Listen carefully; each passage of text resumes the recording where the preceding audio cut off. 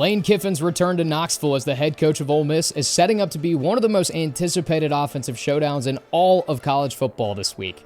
For the first time since 2017, Neyland Stadium is sold out, and the Volunteers will be checkerboarding the stadium with more than 100,000 fans expected to show up for the matchup. What's up, everybody? I'm Sudu Upadhyay. Let's take a deeper look at what to expect when the 13th ranked Rebels travel to face the recently revamped Tennessee Volunteers on Saturday.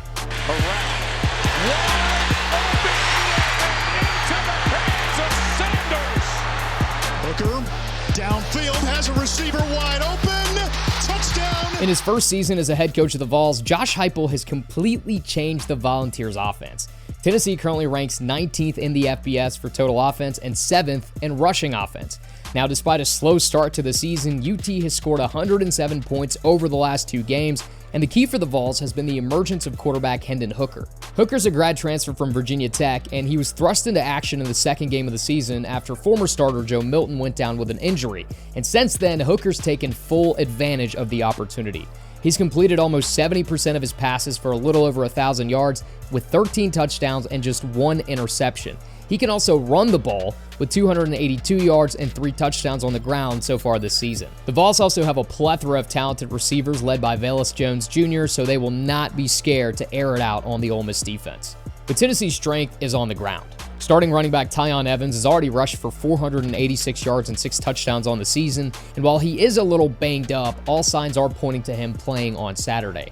We also can't forget about one-time Ole Miss commit Jabari Small. He should also be available for this matchup after missing last week's game against South Carolina. And do not forget about Laneith Whitehead. He's shown some great flashes in Jabari Small's absence. Now, Ole Miss's defense is currently ranked 100th in the nation for total D, and even worse in defending the run, ranking 106th in the country in that category. The Rebels are giving up an average of 191 rushing yards per game, so Hooker, Evans, and the rest of the Volunteer backfield are sure to exploit the Rebels' weakness in stopping the run. Now, looking at Ole Miss's offense, there is no doubt who the star of that show is. It's quarterback Matt Corral, and he is putting together quite a Heisman campaign. Corral's got close to 1,500 passing yards and 12 touchdowns through the air with absolutely 0 interceptions. He's also been a weapon on the ground. He's got 255 rushing yards and 8 rushing TDs, and with him at the helm, the Rebels are second in the country in total offense. He has plenty of receivers. Guys like Braylon Sanders and Dontario Drummond should have a big impact in this game, and they are getting a ton of credit this season, as they should, but Ole Miss is also running the ball really well, and a lot of people are forgetting about that.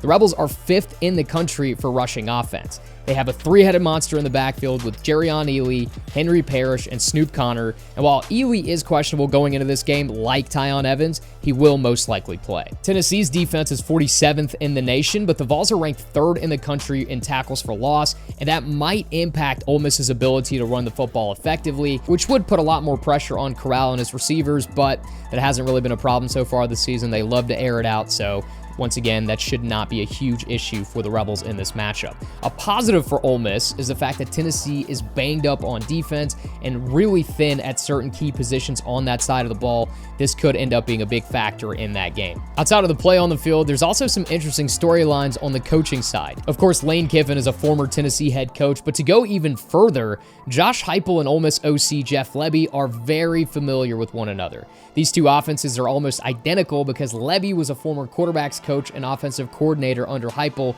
at UCF, and he instituted a lot of offensive principles and schemes he learned in his time under his father-in-law and former Baylor head coach Art Briles. But that wasn't even Heupel's introduction to the Briles offensive philosophy.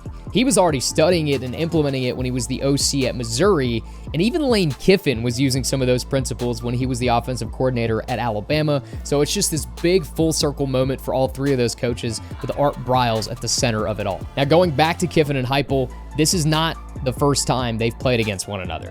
When Kiffin was at FAU and Heupel was at UCF, Heupel pulled out 2 straight wins against Kiffin, so I know he's got a bit of a chip on his shoulder to get a win against Heupel, and also going back to Tennessee is going to be really big for him. Look, I know Tennessee isn't ranked, but this has the makings of one of those classic SEC showdowns between two really good offenses. Despite a disappointing loss to Alabama, Ole Miss's offense is one of the most prolific scoring machines in the nation, and for the first time in years, Tennessee looks like it's found an explosive identity on that side of the ball as well. I know Vols fans are excited with the future of this program, and that means they will show up and make Neyland an extremely hard environment to play in for the Rebels. Despite that, I do believe the Rebels edge out a really close one against the Volunteers. I cannot doubt that Tennessee has a bright future. I like Josh Heupel. I like what I've seen over the last couple of weeks. But if you just kind of look at this team, the depth is not quite there right now. And I also don't know if the cohesiveness is there right now with a quarterback kind of being thrust into the spotlight in the middle of the season versus a team like Ole Miss who has a Heisman contender and a second-year head coach. I think those factors will make a difference, but I don't think you can look at this matchup and say this team will outright win. It'll take an extra possession here, a turnover there to truly determine the outcome of this game. Contributing for the Ole Miss Spirit, I'm Sudu Upadhyay.